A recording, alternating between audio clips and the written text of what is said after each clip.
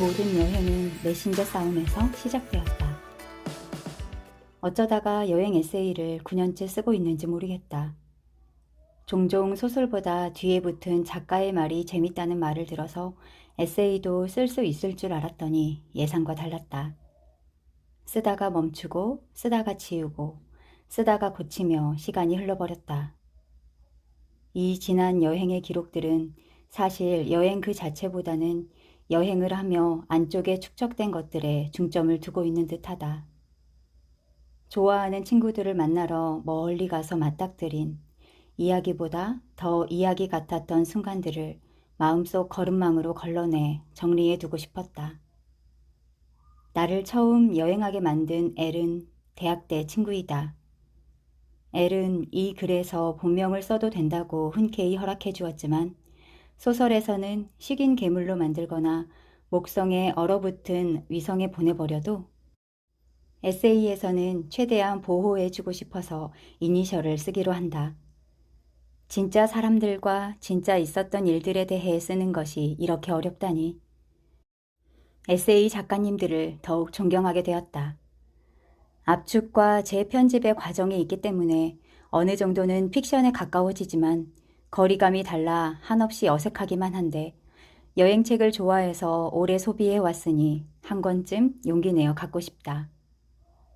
애를 설명하려고 마음먹은 것만으로도 기분이 좋아진다. 나는 애를 22살에 만났고 16년째 감탄하고 있다. 엘은 수도도 전기도 없는 지역에 학교를 지으러 훌쩍 떠났고 어느 날 갑자기 스케이트보드나 저글링을 배웠고 매번 낯선 음식과 새로운 음악을 알려주었다. 과감하고 똑똑하고 유머러스하고 사려 깊어서 애를 알아갈수록 나도 더 나은 친구가 되고 싶어졌다. 내가 쓴 쾌활한 모험가형 주인공들은 모두 애를 닮았다. 한국에서 태어나 한국에서 교육받은 엘이 유학을 결정했을 때에도 엘이라면 금세 잘 해내리라고 믿었다. 엘은 뉴욕의 예술대학에서 영화를 전공하며 자리를 잡자마자 나를 초대했지만 나는 나대로 두 번째 출판사에서 일하는 중이어서 계속 방문을 미뤘다. 시차 때문에 아침과 밤에 메신저에서 자주 이야기했다. 아마도 이제는 잘 사용하지 않을 종류의 메신저였을 테고 자세한 내용은 기억하지 못하지만 16시간쯤의 대화를 짧게 요약하자면 아래와 비슷할 것이다. 엘, 언제 올 건데? 나? 가야지. 엘, 계속 미뤘잖아. 나 몇 달 뒤면 졸업이야. 나, 근데 요즘 회사가... 엘, 회사에서 한 번 쓰러지고도 1년을 더 다녔잖아. 할 만큼 한 거야. 긴 글 쓰려고 계획한 거 아니었어? 이제 정말 퇴사한다고 말하고 비행기표 끊어. 우정에 있어서도 주도권을 잡는 쪽에 있는데 우리 관계에서 그것은 엘이었다. 낮에는 일하고 밤에는 쓰는 것은 확실히 무리였다. 다른 사람은 몰라도 나는 한계에 다다라 있었고 그걸 알면서도 제대로 직시하기를 거부하다가 엘과 이야기를 하며 둘 다 가질 수 없다는 걸 받아들일 수 있었다. 엘, 여행 준비는 잘하고 있어? 나, 응, 이제 숙소 예약하려고. 엘, 무슨 소리야? 당연히 우리 집에서 지내는 거지. 글 쓰려고 모아둔 돈을 숙소에 쓰면 어떡해? 나, 3주를 너희 집에서 지낼 수는 없어. 따로 숙소 잡아야지. 엘, 다른 친구들도 다 우리 집에서 지냈어. 나, 그럼 나라도 패키 찌지 말아야지. 엘, 말도 안 돼. 나, 너도 인턴 하느라 바쁘잖아. 나는 그냥 가볍게 구경하다가 너랑 점심 정도 먹을 계획이야. 너무 신경 써주지 않아도 돼. 엘, 그럼 몇 번 만나지도 못해. 우리 집에 있어야 같이 놀지. 나, 미안해서 어떻게 그래. 너야말로 말도 안 돼. 말도 안 돼와 무슨 소리야가 수십 번쯤 오가는 동안 의견은 좁혀지지 않았다. 메신저에서 4번쯤 싸운 것 같다. 실제 대화에선 물음표와 느낌표가 훨씬 많았다. 눈싸움하는 아이들이 눈 뭉치를 던지는 것처럼 물음표와 느낌표를 수십 개씩 주고받았고 따지고 보면 서로를 위한 대립이었는데도 꽤 뜨거운 설전이 되어버렸다.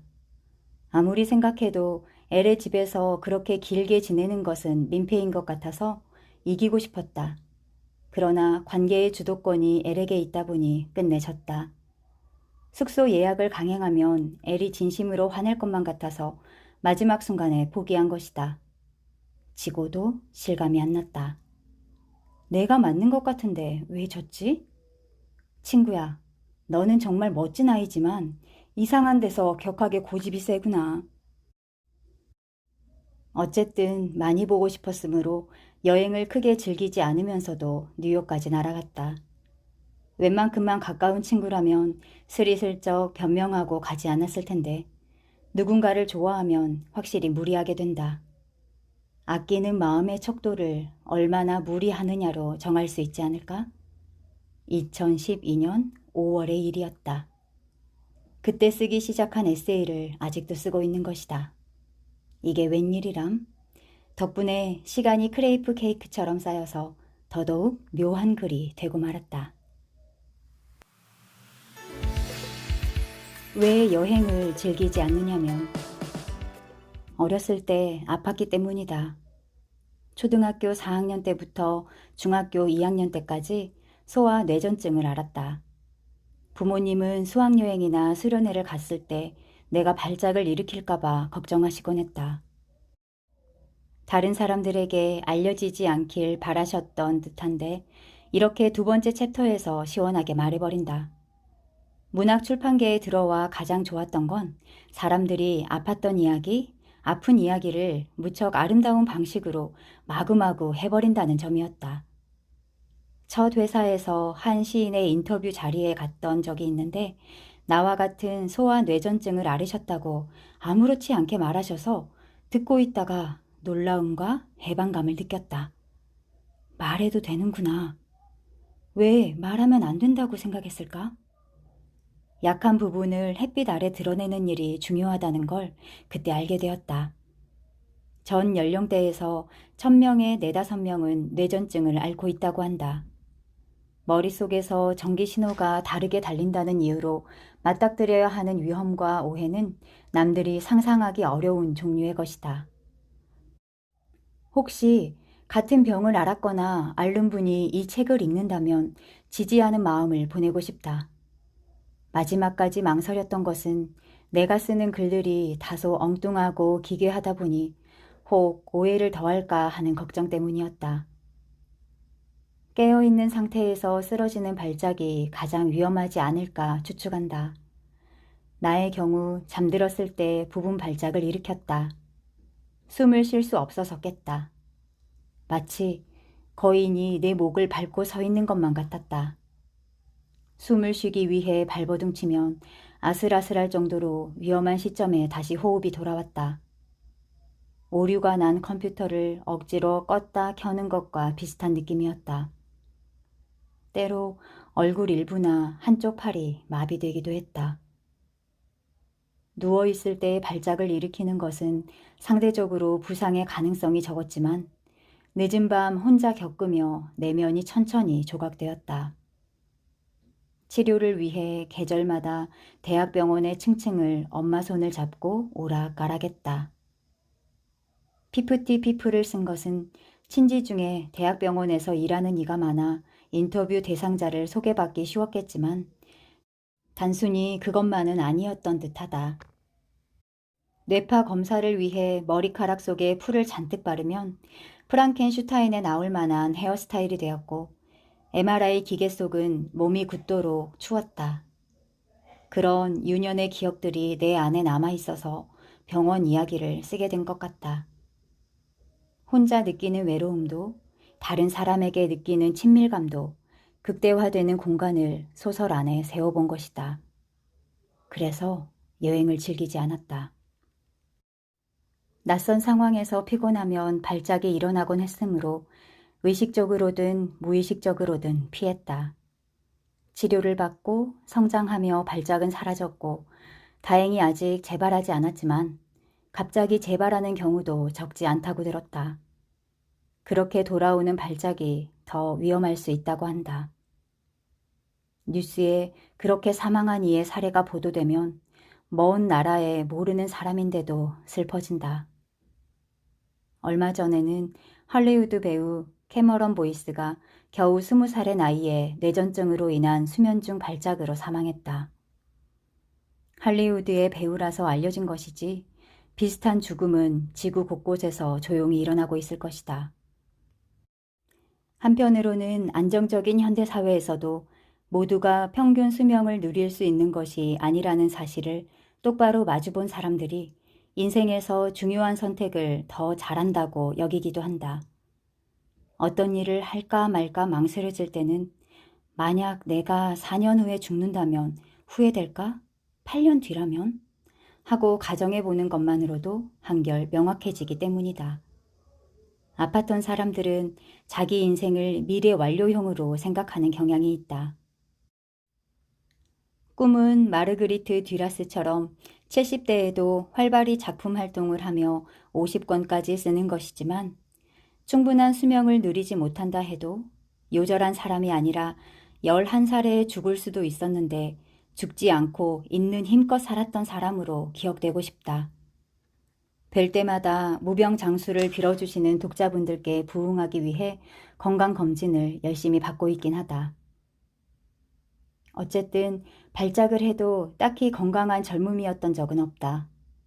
바카스 광고나 국토대장정 포스터에 좀처럼 이입을 못하는 그룹의 일원으로 의학의 혜택 속에 살아왔다. 전 근대에 태어나지 않아 행운이었다고 안도하는 게 우선이기에 여행에 대한 욕망이 약했다. 여행은 건강한 사람들의 전유물이라 생각했고 일상의 루틴을 유지하는 선에서 큰 기쁨을 느끼는 나머지 여행까지 바라지 않았던 것이다.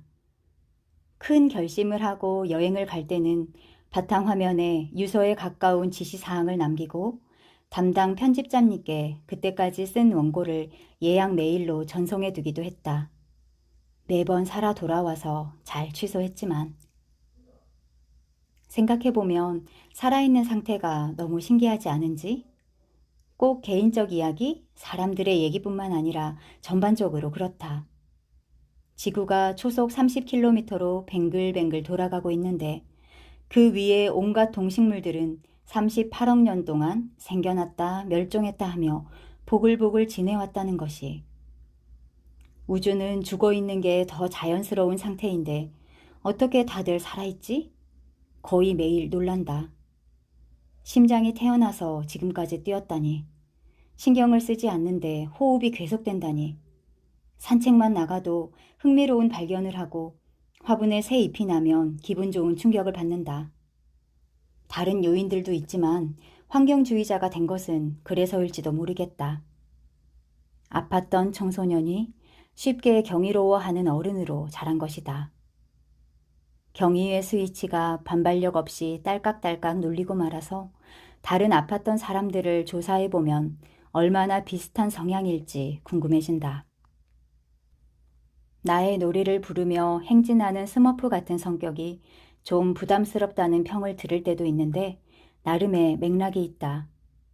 어둡고 죽어있는 우주에서 기적 같은 지구에 산다는 것이 신기해 냉소와 절망에 빠졌다가도 빨리 벗어나게 되는 것이다. 보편적인 개념의 여행을 싫어한다기보다는 다른 사람의 여행을 좋아하는 것에 가까웠다. 잘 쓰인 여행책, 화질 좋은 여행 프로그램, 친구들이 다녀와서 들려주는 이야기와 보여주는 사진들을 즐기며 충분히 만족해버리는 편이어서 스스로 여행을 떠나는 편이 아니었다. 꼭 만나야 할 사람이 있지 않다면 말이다. 둘 중에 하나를 택해야 한다면 그게 왜 소설인데? 회사에서 쓰러졌을 때는 하필 도시락을 먹고 설거지한 것을 쟁반에 담아 가져가던 차였다. 갑자기 시야가 바깥에서부터 좁아지더니 눈이 보이지 않아 주저앉다시피 쓰러졌고 도시락 통들이 요란한 소리를 내며 모 실장님 방으로 굴러들어가서 그 순간에도 좀 부끄러웠다. 요즘도 작가 겸 편집자는 오래 못 간다는 주장의 예시로 종종 이야기가 나온다는데 다른 작가 겸 편집자분께 죄송할 뿐이다. 다시 발작을 일으킨 줄 알고 여러 검사를 받았더니 과로로 인한 미주신경성 실신이었다. 하여간 신경계통이 잘못 배선된 편인 듯하다.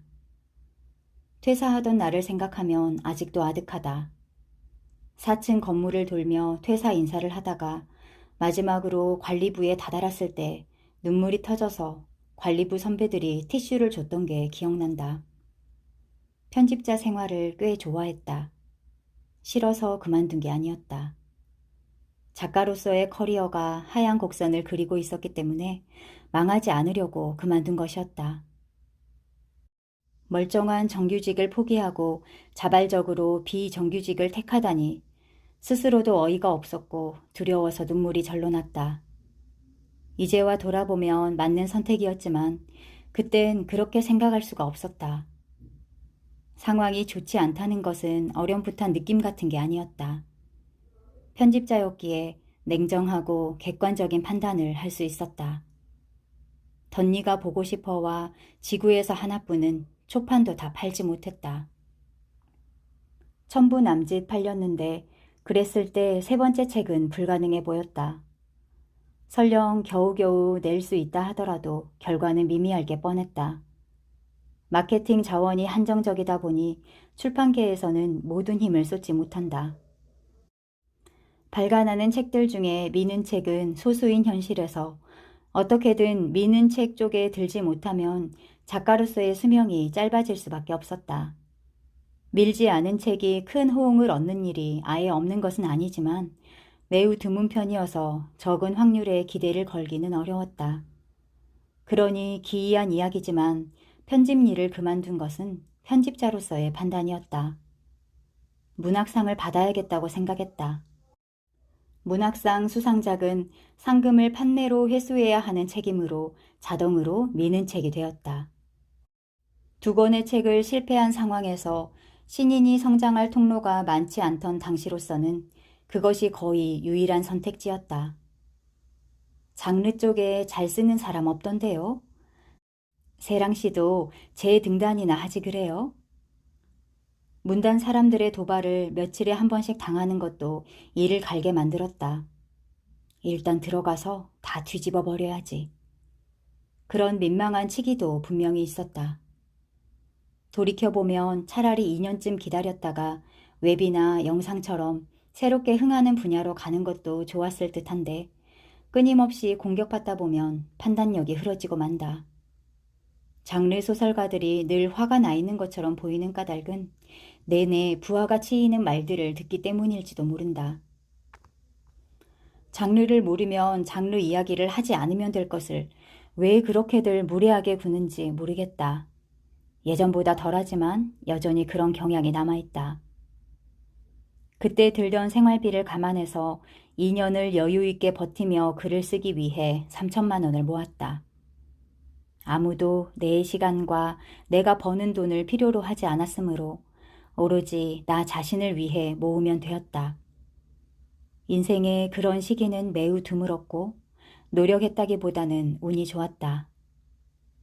얼마나 많은 신인들이 시간과 돈을 확보하지 못해 작품 활동을 멈추게 되는지를 생각하면 외주 편집 작업도 서너 개 받아놓은 데다 출판계는 이직과 재취직이 쉬운 편이라 아주 대책 없는 퇴사는 아니었다. 저축 중 일부를 뉴욕 여행에 쓰기로 했다. 일단 쓰고 일에서 채워 넣으려는 계획이었다. 왜 소설이었을까? 둘 중에 승승장구하고 있었던 것은 편집자로서의 커리어였다. 작가로서는 미미하기만 했는데 왜 소설을 택했을까? 29살의 내가 몰랐던 것을 지금의 나는 알고 있다. 사랑 때문이었다. 천부도 겨우 팔렸지만 그때도 강렬하게 지지해주는 독자분들이 계셨다. 책 한 권 없이 몇 편의 단편뿐이었을 때부터 가장 좋아하는 작가라고 말해주던 분들이. 독자와 작가 사이의 사랑은 세상의 그 어떤 사랑과도 달랐다. 어떨 때는 커다란 방패고 또 어떨 때는 완전 연소하는 연료라서 한번 경험하면 다시는 그것 없이 살 수 없게 된다. 아무것도 아닌 나를 선택해 사랑하기로 마음먹은 분들이 의기양양하실 수 있게 어떻게든 살아남고 싶었다. 부차적으로 머릿속의 이야기를 다 꺼내 텅 빈 상태여야 건강한 생활이 가능한 편이었기 때문이기도 했다. 어떤 창작자들은 창작 그 자체에서 즐거움을 느끼기도 하는데 나의 경우 창작이 끝났을 때 비어있는 상태가 감미롭다. 중간중간 짧은 쾌감이 없는 것은 아니나 이야기가 완전히 빠져나갔을 때가 정점인 것이다. 장편소설 얼개 같은 게 안쪽에서 끓어오르고 엉기는 상태에서는 매일이 부대끼고 다른 어떤 일에도 집중이 안 된다.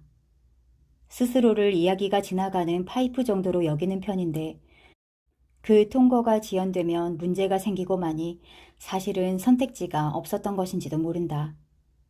만약 이 글을 읽는 당신이 나 같은 파이프형이라면 창작물이 안에 고일 때 괴롭고 내보내야 머릿속의 압력이 낮아진다면 당신도 창작을 해야 한다. 그 압력을 무시해서 고장나는 사람들을 종종 보았다. 경제적인 궁금증도 있었다. 예술 분야의 사람들이 돈 이야기를 더 자주 해야 한다고 믿고 있다. 당시 소설로는 한 해에 700만 원 안팎을 벌고 있었는데 더 긴 시간을 들여 많은 양을 생산하면 얼마나 벌 수 있을지 알고 싶었던 것이 큰 추진력이었다. 700만 원은 소설 쓰기를 포기하기엔 많은 돈이었고 살아가기엔 적은 돈이어서 한계를 확인하고 싶었다. 맞는 답을 골랐어도 불안하기만 했기에 뉴욕으로 가는 비행기 안에서 전혀 자지 못하고 13시간 동안 내적 비명을 질렀던 것이 기억난다. 무슨 일을 벌인 걸까? 몇 년 후 크게 후회하는 건 아닐까? 질문들이 여백 없이 이어졌고 알 수 없는 것들을 알고 싶었다. 하필 난기류가 심해 안전벨트 등이 내내 꺼지지 않았다. 그러고 보니 뉴욕에 간 적이 있었구나. 1993년 11살 때의 일이었다. 엄마의 형제들은 유난히 외국어에 능통했고 항공, 무역, 관광 분야 등에 종사하며 외국에 나가 살곤 했다. 큰이모네가 뉴저지에 살던 그 몇 년간 사촌 언니를 무척 따르는 편인 내가 눈물 젖은 국제 우편을 연이어 보내는 걸 보다 못해 엄마가 큰 결단을 내렸던 것이다. 쇼커트 중에 쇼커트에 야구 모자를 쓰고 다녀서 모두 굿보이 하고 미국 영화에서 골든 레트리버 부르듯 나를 불렀다. 뉴저지의 이모집에서 언니와 신나게 슈퍼마리오 게임을 했다. 언니가 게임을 너무 잘해서 이 사람은 대단한 사람이다. 더 감탄하고 존경하게 되었다. 온갖 비밀문을 다 열어젖혔던 사촌 언니는 여전히 대단한 사람으로 이 책의 뒷부분에서 다시 등장한다. 올랜도의 디즈니 월드에서 더위와 인종차별에 시달리면서도 즐거웠던 기억, 존스 비치에서 꽝만한 갈매기들이 사람 음식을 빼앗아 먹는 걸 구경했던 기억, 베어 마운틴에서 곰 대신 사슴을 마주쳤던 기억도 남아있다. 엄마가 휴게소에서 당시 크게 유행했던 트롤 인형을 사주었고 인형에서는 기분 좋은 고무 냄새 비슷한 것이 났었다. 텅 빈 도로를 자신만만하게 달렸던 엄마와 큰 이모가 지금의 내 나이였던 걸 생각하면 기분이 이상해진다. 그런데 막상 맨해튼을 떠올리면 떠오르는 것은 쓰레기와 쥐밖에 없었다. 기껏 뉴욕에 데려가준 결과가 쓰레기와 쥐라니. 엄마가 알면 어이없어 할 테지만 아마 10살짜리 눈높이가 바닥에 가까워 더 강렬했던 게 아닐까? 흔들리는 비행기 안에서 갑자기 불안해졌다. 뉴욕에 쓰레기, 쥐, 인종차별만이 기다리고 있으면 어쩌지? 디즈니 월드에서도 사람들이 욕을 하며 아시아 어린이에게 침을 뱉곤 했었다. 그리고 나는 25년이 지나도록 앙심을 품고 그 장면을 시선으로부터의 활용했다. 뉴욕에서는 또 어떤 모멸적인 일들이 기다리고 있을까? 뉴요커는 불친절함으로 유명하지 않나? 또 수십 년 기억될 자잘한 상처들이 생길까? 긴장한 상태로 비행기에서 내려 수화물을 찾을 때였다. 빙글빙글 돌아가는 수화물 레인 너머로 누군가 나를 유심히 보고 있었다. A 선생님? 알고 보니 같은 비행기를 타신 것이었다. 교정지 뭉치를 옆에 들고 긴 비행 시간임에도 특유의 산뜻함으로 나를 보고 웃으시는데 비현실적이었다. 신데렐라가 요정 데모와 처음 만났을 때도 그렇게까지 놀라진 않았을 것이다. 가장 좋아하는 작가, 영향을 크게 받는 작가를 뉴욕에 도착하자마자 만날 확률이란 얼마나 낮을지. 내내 출판사를 다니던 중에도 한 번밖에 뵌 적이 없었는데 말이다. 평소에 과학만 믿는 편이었지만 A 선생님과의 만남은 뉴욕 여행이 어마어마하게 좋을 것이라는 계시로 받아들이기로 했다. 초췌하게 얼어있던 나를 다정히 포옹해 주어서 긴장과 두려움과 피로가 씻겨나갔고 그렇게 얻은 용기로 트렁크를 힘차게 밀며 예약해둔 택시를 타러 갔다.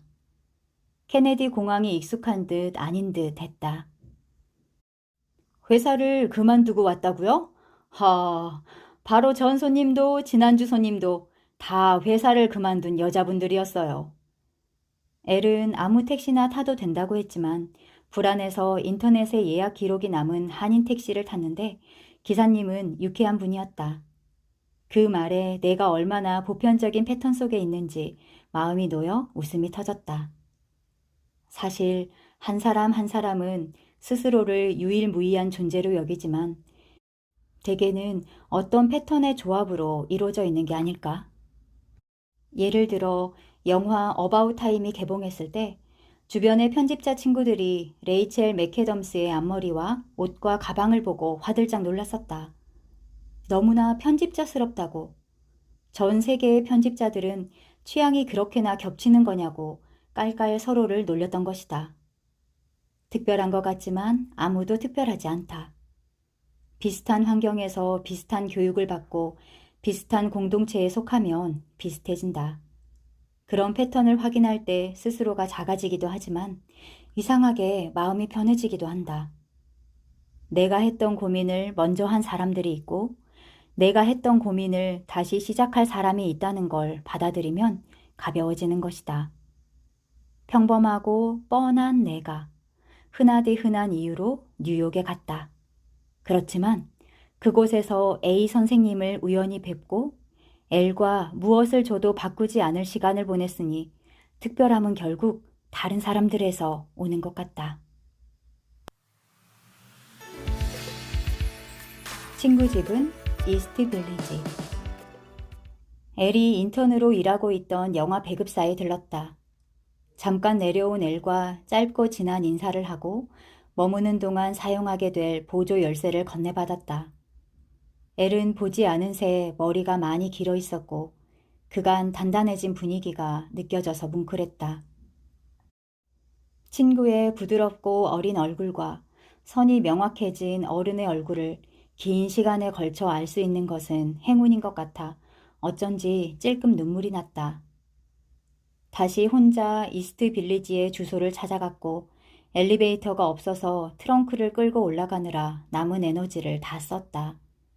쇠로 된 열쇠라니 정말 오랜만이구나 했는데 문이 나무 문이었다. 미국 드라마에서 형사들이 발로 차고 들어가면 쪼개지며 열리는 나무 문 말이다. 그것을 드라마에서 볼 때는 아무 생각이 없었는데 직접 보니까 새삼 놀라웠다. 현관문은 당연히 철문일 줄 알았는데 미국 사람들 나무 문을 달고 용감하게 살고 있었다. 내 친구도 엄청 용감했다. 문 안쪽의 작은 원룸은 바닥 수평이 맞지 않아 물건들이 대굴대굴 굴러다녔으며 모든 인테리어 요소는 나보다 나이가 많아 보였다. 바닥에 놓여있는 매트리스는 엘이 이탈리아 유학생에게서 중고로 산 것이었다.